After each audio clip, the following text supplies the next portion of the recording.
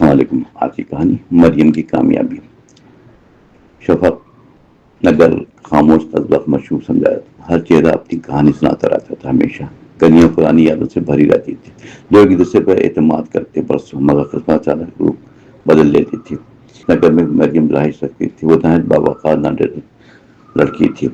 اس کی گفتگو سب کے دل جیت لیتی تھی. ہمیشہ ہر بزرگ اس کی تربیت سراہا کرتا تھا. بچے بھی اس کی کر جمع ہو جاتے تھے. مگر ایک راز سب کی نظروں سے پوشیدہ وہ راز کسی انسان نے نہیں جانا تھا. مریم ہر شام تنہا نکل جاتی تھی.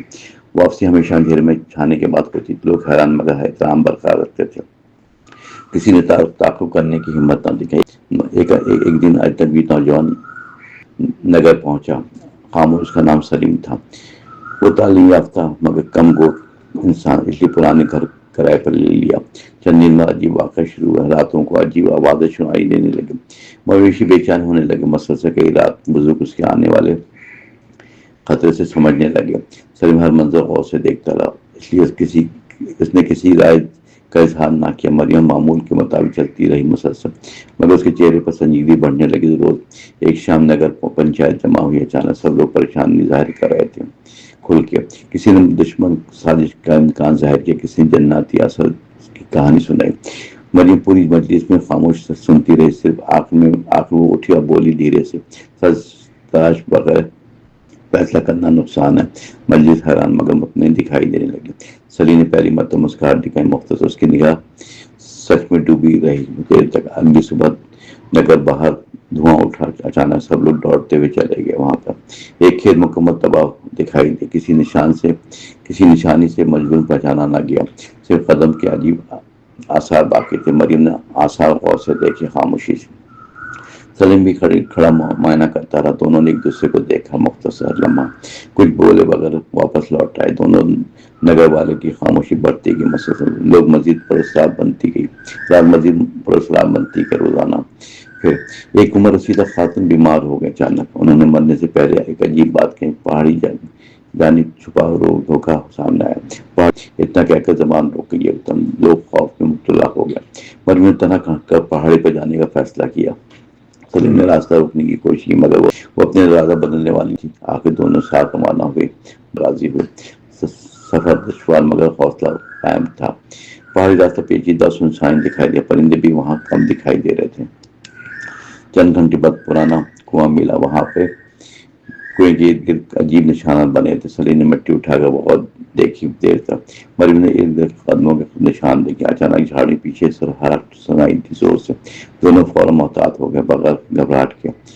سامنے بوڑھا چرواہا نظر آیا. اس کے لباس کے گز آلود دکھائی دے. اس نے دونوں کو واپس جانے کا سمجھایا. فوراً کہا یہاں آنے والے بچتے نہیں ہیں. مریم نے وجہ دریافت کرنے کی کوشش کی.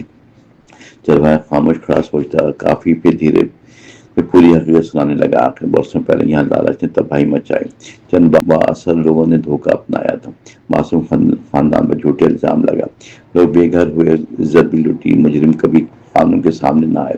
ان کے وارث آج بھی موجود ہیں یہاں پہ. وہ راز چھپانے ہر حد پار کرنے کے ہیں. سلیم حیرت سے چرواہے کی بات سنتا رہا. مریم بھی چہرے سخت عزم و نمایاں تھا. دونوں واپس نگر لوٹے. فوراً راستے پر خاموش سوچ غالب رہی دونوں پہ. نگر پہنچتے ہی نئی خبر ملی کہ پنچایت سربراہ اچانک غائب ہو گیا.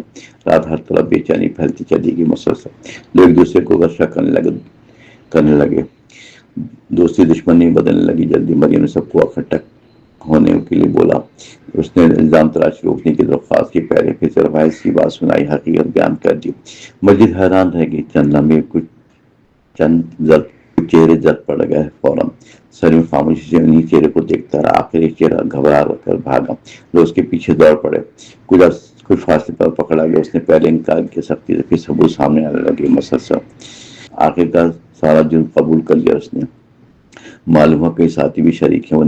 وہ نگر کو خوفزدہ کرنا چاہتے تھے. ہمیشہ پرانے جرائم کبھی سامنے نہ آئے. پنچایت سربراہ حقیقت جان چکا تھا. اس لیے اسے چھپا دیا گیا مگر وہ زندہ بازیاب ہو گیا. بعد میں تمام مجرم قانون کے حوالے کر دیے گئے. نگر پھر سکون کی طرف لوٹنے لگا. لوگوں نے اتحاد طاقت پہچان لی. مریم کے دانش سب نے تسلیم کی. سلیم نے نگر چھوڑنے کا فیصلہ مؤخر کر دیا. وہ بچوں کو تعلیم دینے لگا خوشی سے. روایت دوبارہ کبھی دکھائی نہ دیا، مگر اس کی نصیحت ہمیشہ یاد رکھی، سچ وقتی دب سکتا ہے مگر ہمیشہ نہیں رہتا، جھوٹ آخر اپنے انجام تک پہنچ جاتا ہے، حوصلہ انصاف ساتھ اور فتح ملتی ہے، انسان کردار سے پہچانا جاتا ہے ہمیشہ۔ یہی مریم زندگی سب کو سکھاتی تھی۔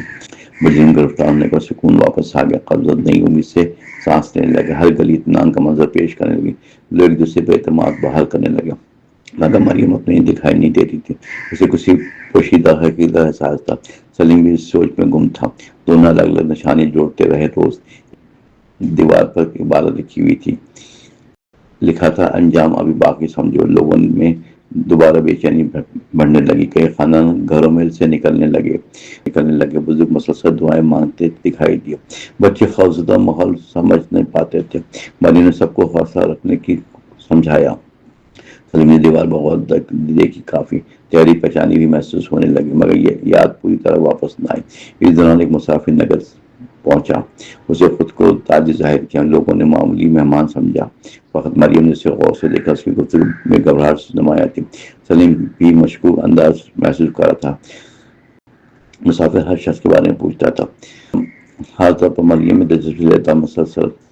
ایک رات اچانک غائب ہو گیا، اس کا ٹھکانہ خالی ملا، فوراً کمرے میں چند نشان باقی تھے۔ سلیم نے انہیں ترتیب دینا شروع کیا، مریم نے پرانے واقعات ملانا شروع کیا، آخر کار ایک حیرت انگیز رات سامنے آیا۔ مسافر دراصل مجرم کے ساتھی تھا، وہ چھپے ہوئے ساتھیوں تک پیغام پہنچانا چاہتا تھا، اصل منصوبہ ابھی مکمل نہیں ہوا تھا، قبضہ دوبارہ خوف میں دھکیلنا مقصد تھا۔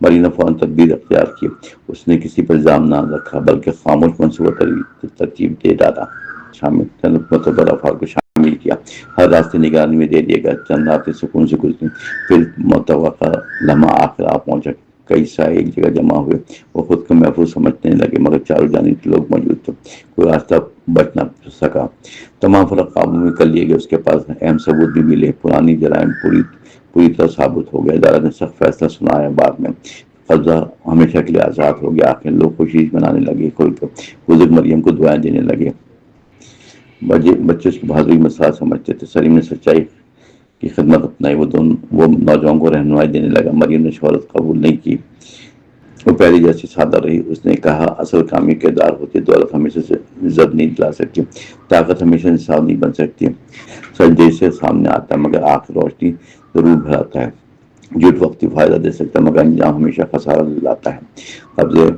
قصبہ آنے والی نسلوں کو سکھاتا آیا، اتحاد ہر مشکل آسان بنا دیتا ہے، ایمانداری سب سے مضبوط سرمایہ ہوتی ہے، حوصلہ کبھی ضائع نہیں ہوتا، نیک نیتی ہمیشہ پھل دیتی ہے۔ مریم کا امید علامت بن گیا، ہر محفل میں اس کا ذکر کرتے ہیں، ہر دل عزت سے یاد رکھتا، کہانی یہی پیغام چھوڑ دیتی ہے، سچائی کبھی شکست نہیں کھاتی، کردار انسان سب سے بڑی دولت ہے، نیکی ہمیشہ اپنا راستہ بنا لیتی ہے، انصاف آخر کار منزل پا لیتا ہے ضرور، یہی مریم کی داستان ہمیشہ زندہ رہی۔